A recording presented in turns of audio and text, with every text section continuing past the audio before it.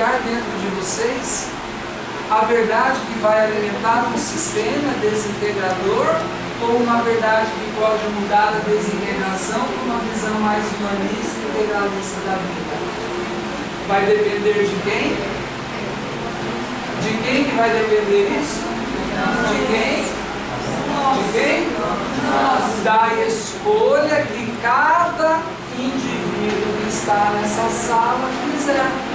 E essa escolha que cada um vai fazer no seu caminho profissional vai depender do quê? Da visão de mundo que ele tiver. E essa visão de mundo que esse indivíduo vai escolher exercer está ligado com o tipo de conhecimento que ele tem. Se ele tem um conhecimento que só está avaliando a vida do seu aspecto materialista fragmentar, ele vai repetir esse modelo. E, meu Deus, não tem ninguém para chegar aqui e falar, não, esse modelo está errado. Não pode, é um desperdício de mentes. Não é? Einstein, quando ele olhou para o mundo, ele não viu a física mecanicista de Newton. Ele não viu. Ele viu uma coisa completamente diferente, que na época todo mundo falou para ele que era impossível. Mas que hoje, e sem aparelhos, ele não tinha aparelhos para provar, era só cálculo matemático e físico. E a prova da teoria da relatividade nasceu agora, há pouquíssimo tempo. Não é? Então, aí nós vamos para o corpo. Então nós entendemos um pouco como é que nós chegamos a pensar assim. Né? Então, nós temos um corpo dividido em vários órgãos. Eu vou enxergar os meus órgãos de acordo com algumas informações que eu tenho e o próprio conhecimento me dá. Então, por exemplo, estômago.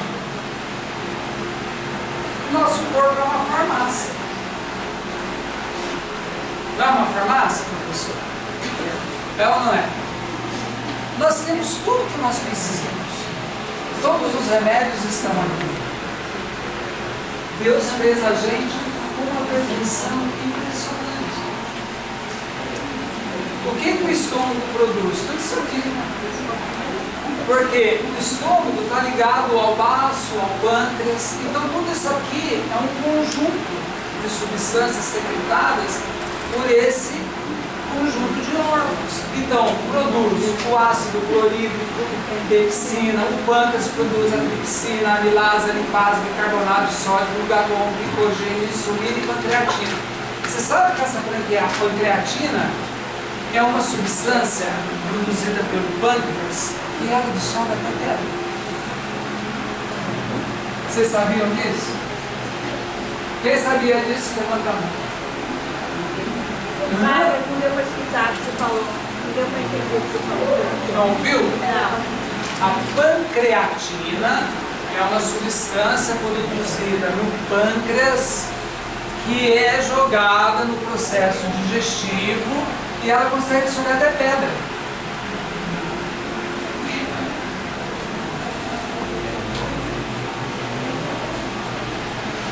Okay? Olha o poder da substância que o nosso próprio corpo produz.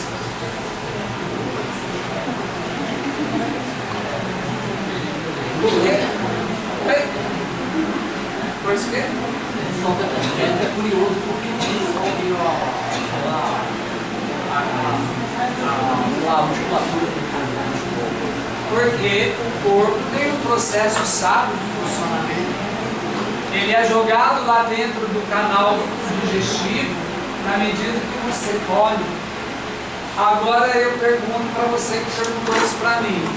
Se nós temos uma substância dessa natureza, por que o nosso corpo não vai conseguindo quebrar as gorduras que a gente come e as gorduras estão se transformando em colesterol e entupindo as veias, dando problemas cardiovasculares, que são 48% de todas as mortes no mundo. e doenças cardiovasculares que estavam acontecendo somente nas pessoas mais velhas estão acometendo pessoas com 30 e poucos anos de idade, jovens, derrame, arteriosclerose. Então nós estamos mudando a farmácia do nosso corpo, nós estamos alterando o nosso processo natural de substâncias químicas. No intestino nós temos o muco, nós temos a água, determinados eletrólitos, enzimas digestivas, sucrose, lactose, maltose, peptidoses, sais minerais lipados, vitamina K, vitamina B12.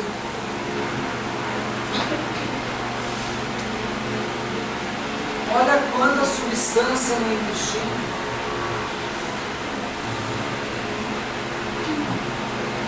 Existe um mito que eu tenho que comer carne, porque senão eu fico anêmico, eu fico com deficiência de vitamina B12, isso é muito comum. Eu não fico com nenhuma deficiência de nada, porque a vitamina B12 produzida no interior do intestino. A gente não come vitamina B12.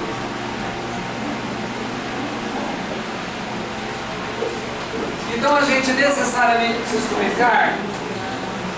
Organicamente a gente precisa comer carne? Não, não precisa. E assim, todos os outros órgãos. Então, essa aqui é uma reação chamada de bioquímica, que eu tenho certeza que na farmácia você tem que estudar. Porque como que vocês vão estudar farmácia se não estuda a reação bioquímica da vida do corpo humano? O que vocês estão lendo aqui e entendendo dessa reação? Aqui nós somos cientistas. Nós estamos pensando com mentes de cientistas.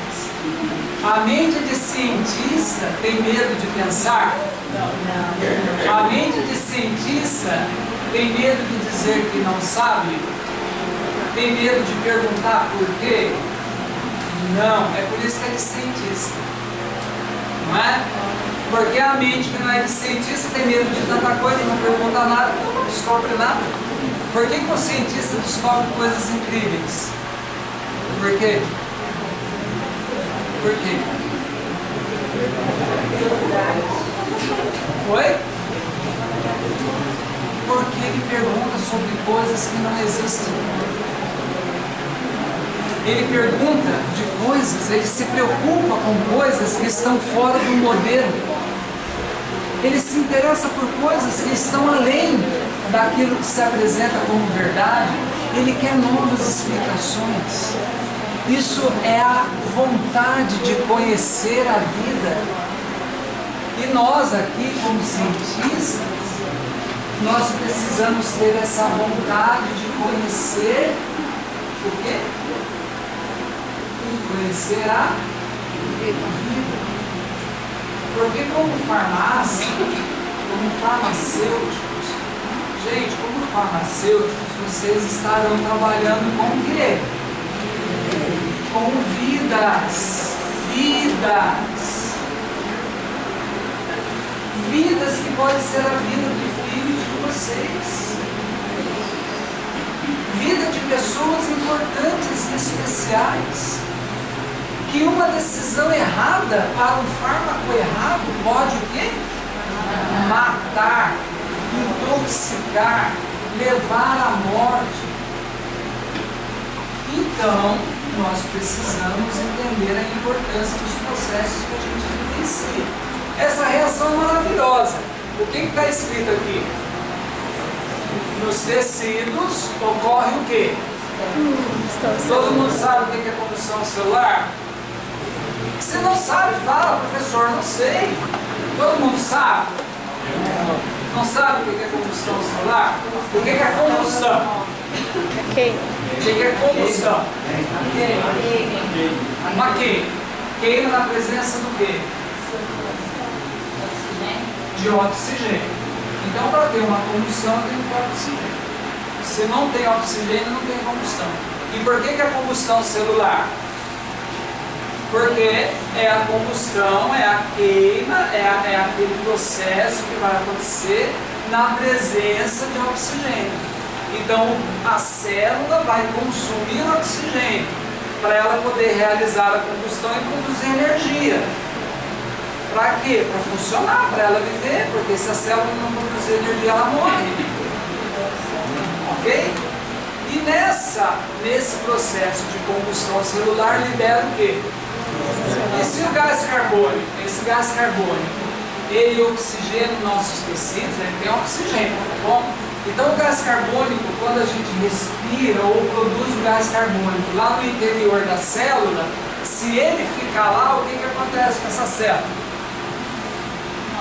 Morre, porque o gás carbônico é tóxico, não é? O dióxido de carbono que está sendo jogado na atmosfera está intoxicando os nossos pulmões e está na base da geração de várias doenças cardiorrespiratórias, excesso de gás carbônico. Então esse gás carbônico não pode ficar lá. Então o que o corpo faz? Por que é reação bioquímica da vida? Por causa disso. Porque no processo de combustão celular vai liberar essa substância que não pode ficar dentro do nosso corpo, porque senão nós vamos morrer. Então o nosso corpo precisa do gás carbônico, ele vai reagir com a água e vai produzir uma coisa chamada de ácido carbônico, por um processo bioquímico chamado de anidrase carbônica. Quando isso daqui acontece, esse ácido carbônico vai liberar o hidrogênio, que vai reagir com o bicarbonato e vai produzir o quê? Aqui ele é capturado por quem? Esse hidrogênio capturado por quem? Que está no sangue. Essa hemoglobina que está no sangue e levado para os alvéolos lá no pulmão, vai diminuir a acidez e trocar o CO2 por quê? Pronto, equilibrou aqui. Sabe como é? É complexo ou não é? É complexo e bonito. E perfeito, não é? E esse bicarbonato aqui, ele vai para onde? Para o plasma. Para capturar o quê? Hidrogênio. Para manter o quê? Porque se o pH do nosso sangue ficar ácido, o que vai acontecer com a gente por dentro? Vai comer tudo a gente por dentro. Se a gente tiver um sangue ácido passando, pega um ácido e pinga aqui assim, o que vai acontecer na pele? Quando vocês vão lá no laboratório, trabalhar no laboratório de farmácia, vocês precisam usar o quê?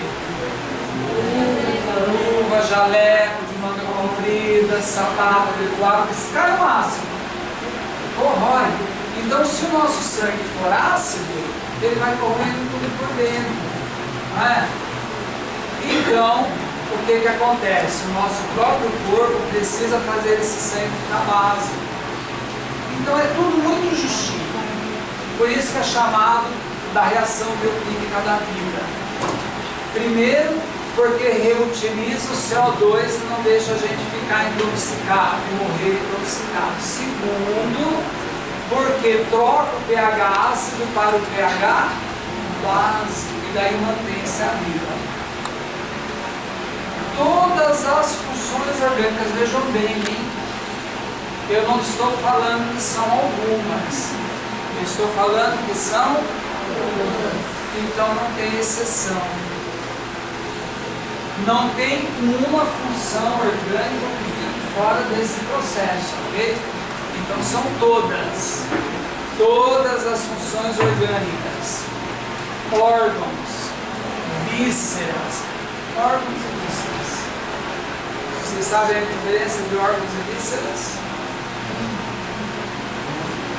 Qual é a diferença de órgãos e vísceras? Quem é órgão e quem é víscera aqui na minha mão? Escolhe uma. Quem é órgão e quem é víscera aqui? A mão direita é órgão ou é víscera? A mão esquerda é órgão ou é víscera? Por quê? Por quê?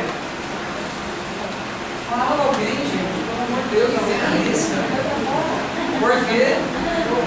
Por que vocês escolheram essa mão fechada como órgão e essa mão aberta como víscera?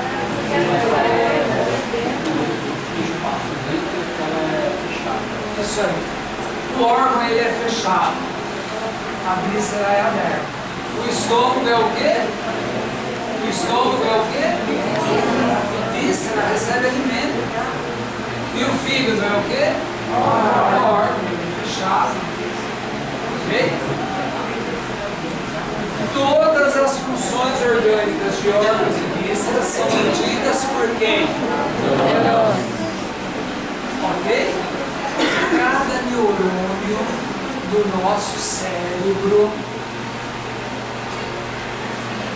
cada conjunto de uma área cerebral vai estabelecer um contato neurológico com um determinado órgão ou víscera. As coisas não estão jogadas. Então, o estímulo nasce no cérebro, percorre a base da coluna, aqui se cruza, o lado esquerdo controla o direito controla o esquerdo, e vai chegando através da ramificação da coluna, do sistema nervoso central para o sistema nervoso periférico. Então existe uma ligação neurológica entre tudo que acontece nos neurônios para tudo que acontece no nosso corpo orgânico em termos de funções. Ok? O sistema nervoso é constituído do central e do periférico.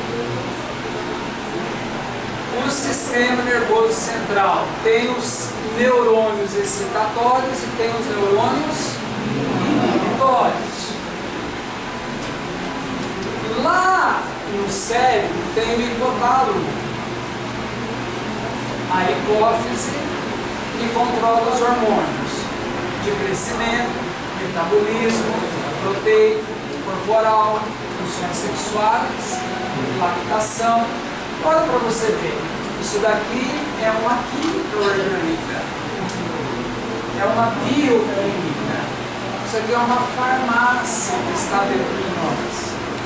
Então, lá no sistema nervoso central, as áreas do cérebro vão controlando, tem ligações com o sistema nervoso autônomo, com a área reticular bulbar, com os músculos, as glândulas endócrinas e muito mais coisas. Os sintomas, quando a gente sente os sintomas, nós precisamos dar uma paradinha e não fazer uso de remédio imediato. Nós precisamos aprender a ler os sintomas. Repetindo, nós precisamos aprender a ler, porque os sintomas falam sobre a nossa vida. Por quê? Porque os sintomas, olha, eu coloquei 13 aqui, tá? Mas tem 1 milhão de sintomas. Os 3 que eu coloquei aqui não são sintomas físicos de dores. Eu escolhi de propósito. Porque de sintomas físicos nós já estamos cansados de analisar, né? Agora, e a ansiedade? É um sintoma não físico, mas ele dá características físicas. O que a ansiedade faz? Ela aumenta a excitação do sistema nervoso, as sinapses entre os neurônios ficam excitadas, aumenta a acarose e o sistema nervoso simpático, ele se estremece inteiro. Isso vai provocar uma reação no corpo. Qual é a reação que provoca? O aumento de uma substância chamada de Adrenalina. E a adrenalina é produzida aonde? Aonde? Uma glândula. Aonde? Alguém falou cérebro. Não é. Qual outra? Na minha opinião, é o cérebro. Aonde é produzida a adrenalina? Não é. Quem falou? Suprarrenal.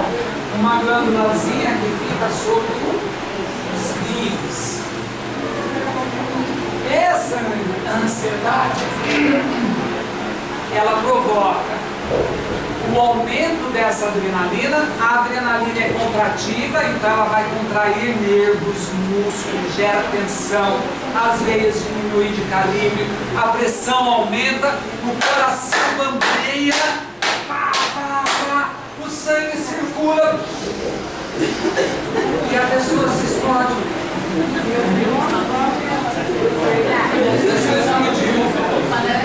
Aí ela, se ela explodir na cabeça, dá derrame. Se ela explodir no coração, dá infarto. Se ela explodir no pulmão, dá trombose pulmonar. Se explodir na perna, dá trombose da perna. Mas ela explodiu. E as pessoas estão se explodindo hoje. Aí o que a gente faz? A gente vai lá e toma um remédio para a ansiedade. E esse remédio da ansiedade, que vai controlar esse sintoma, vai cortar o mecanismo de ligação cérebro, medula espinhal e corpo orgânico. Então eu vou alimentar a doença ou não? Vou alimentar a doença.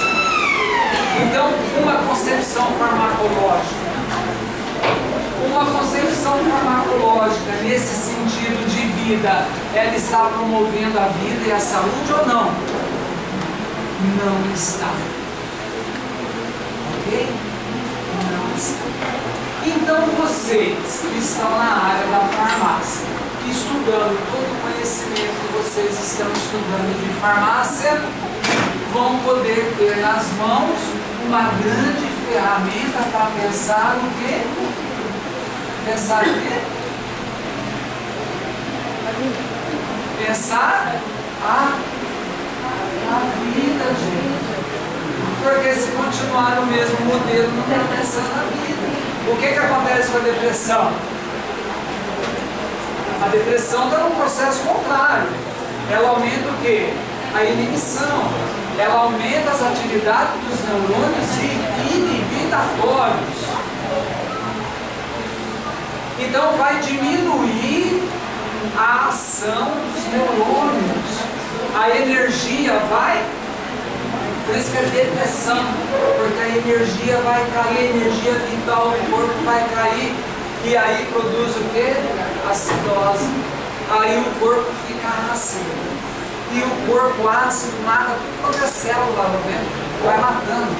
E a pessoa vai perdendo a vitalidade. Por isso que toda pessoa depressiva, ela desiste de viver. Ela não tem mais vida. Você fala para ela, ela fala assim, mas não dá certo. Ai, mas não funciona. É horrível. A pessoa não tem mais aquela energia. Então, o que vai acontecer? Qual é o sistema nervoso que está em choque? Mudou. Olha para você ver. A área do sistema nervoso mudou.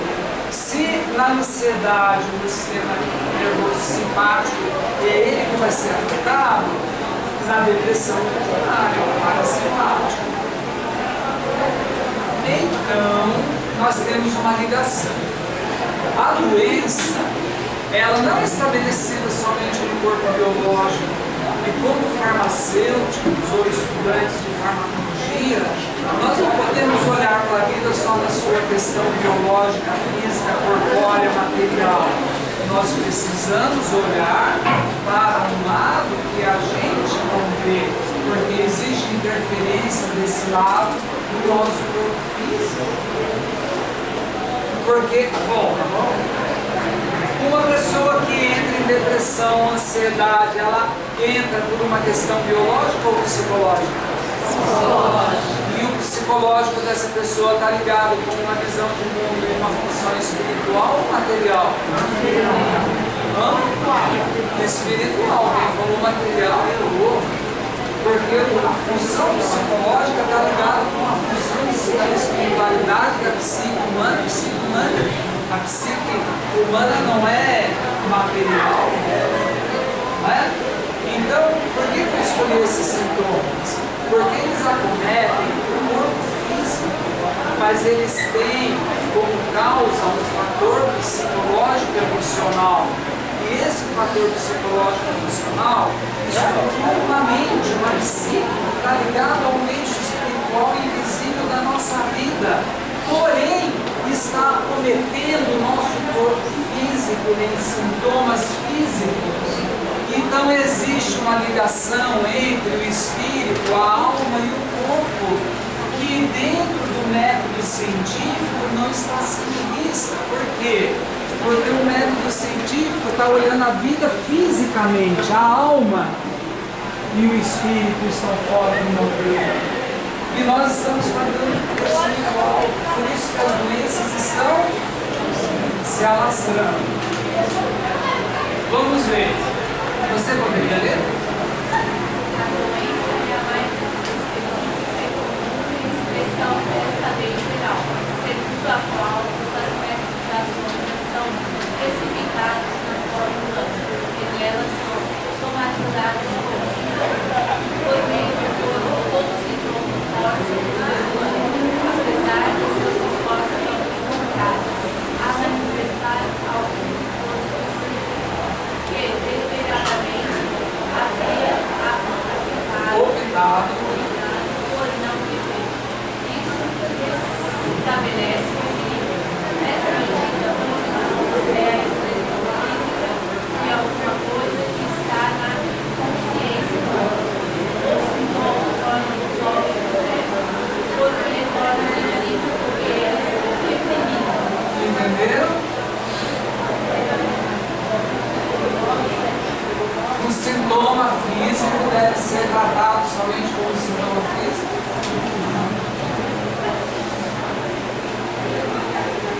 Ok?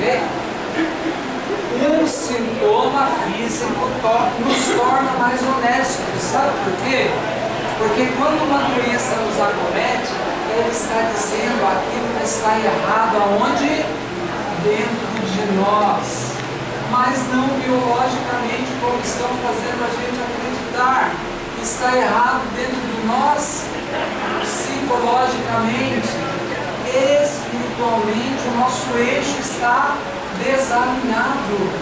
Então não adianta mais a gente ficar olhando para o sintoma, tentando controlá-lo somente com essa farmácia científica dentro desse modelo científico. Nós precisamos romper esses limites e encontrarmos uma ligação entre esses fármacos, entre essas substâncias que vão nos ajudar num processo de entender a vida que está muito além do campo físico. Nós estamos na física muito mais do que a física quântica. A física quântica, a matéria e energia, certo? A física quântica, a matéria e energia. Então o fármaco é uma energia. E a vida é uma energia. O nosso corpo físico vai receber, dentro desse processo, isso é muito interessante, o nosso corpo físico tem um córtex cerebral e um córtex renal. Passo próximo. Lá no córtex renal vai produzir adrenalina e noradrenalina, que são os hormônios da doença. Está lá no córtex renal. E no córtex cerebral vai produzir a endorfina e a serotonina, que são chamados de hormônios da saúde. Olha a farmácia que nós temos dentro de nós. Uma pessoa que entra em depressão, a endorfina e a serotonina, a serotonina e a serotonina estão baixíssimas. E uma pessoa que está em produção de ansiedade, síndrome do pânico, desespero, a produção de adrenalina e noradrenalina está altíssimo. O que está em desequilíbrio no sistema dela? O sistema emocional, que está derrubando uma carga.